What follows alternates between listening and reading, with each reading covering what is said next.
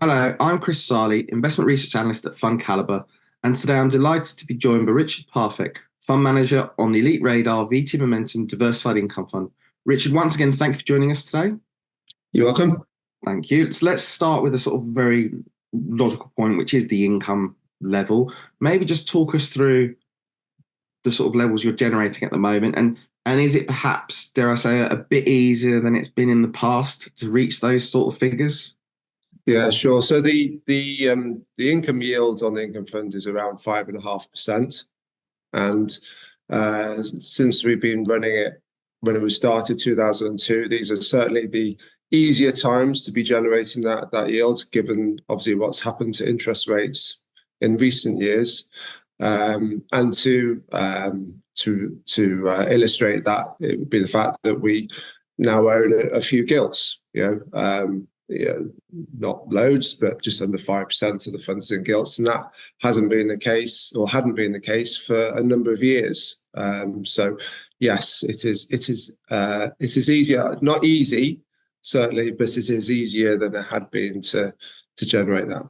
Does that, I don't want to use the word easier, to be careful with that, but does it give you a bit more latitude in terms of the construction of the portfolio as well, to invest in other areas that perhaps it was harder to in the past? Sure, yeah. The sort of, you can deploy a barbell strategy a little bit more. What do I mean by that? Well, we have certain investments that are more than carrying their weight in terms of income generation. So some of the investment trusts would be an example there. Very high yields there, and that means we can afford to own some other assets such as private equity, which are very, very cheap right now. And although there are a few exceptions, private equity is not renowned for income generation, obviously, but it is possible to still get income there. Okay. Maybe just in terms of where the sweet spots are, where do you see them for dividends at the moment? Are there certain areas, be it, within equities, that you find particularly attractive? Well, probably the sweet spot for income generation and valuation as a whole, I'd say, is investment trusts, as I said earlier.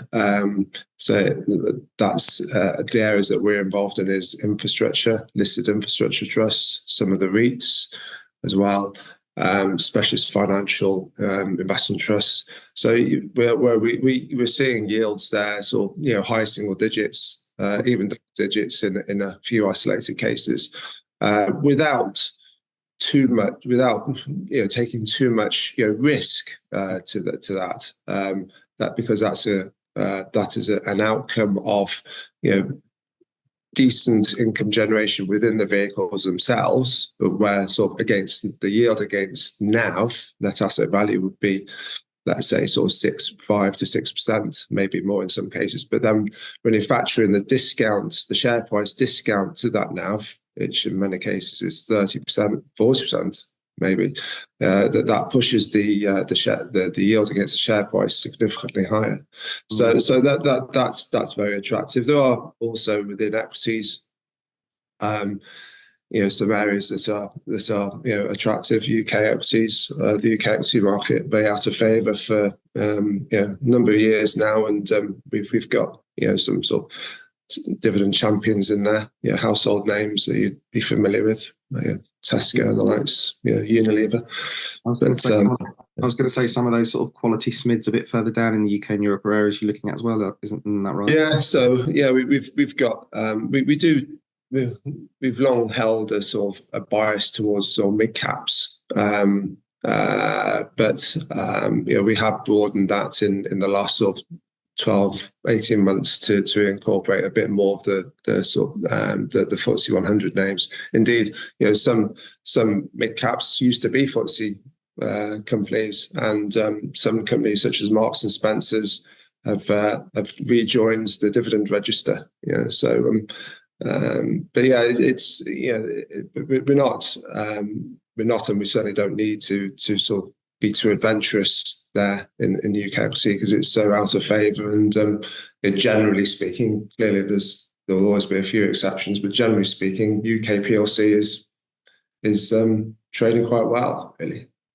A lot of the perception of bonds at the moment is quite interesting. I think a few people think that with rates falling, that perhaps it moves from sort of an income focus to more of a capital appreciation focus. But the talk we've been sort of having internally is with and externally with managers hasn't necessarily borne that out. I mean, what are your views on the bond market, given what's happening with rate cuts and further predicted rate cuts and those yields falling? Are you finding, where are you trying to position, and do you sort of have a view on the bond market at the moment?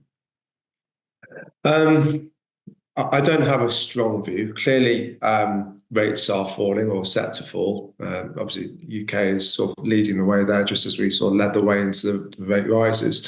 Yeah, we're sticking to we use third party managers, as you know, on the bond side, apart from obviously gilts, we invest in gilts ourselves. But in terms of credit and emerging market debt, it's the same names that we've held for many years. The likes of Eric Holt at Moreland and Sterling Extra Yield.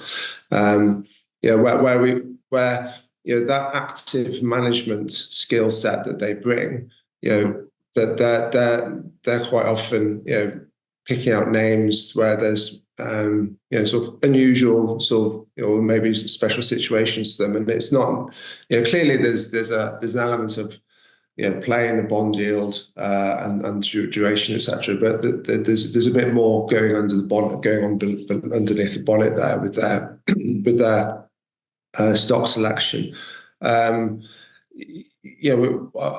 sort of duration is well in gilts. Our duration is 11 years. The actual, if you were to look at the dates, then it's the weighted average is 17 years, the date of maturity. But obviously, because we're buying relatively higher coupon gilts, that brings the duration back down to about 11 years.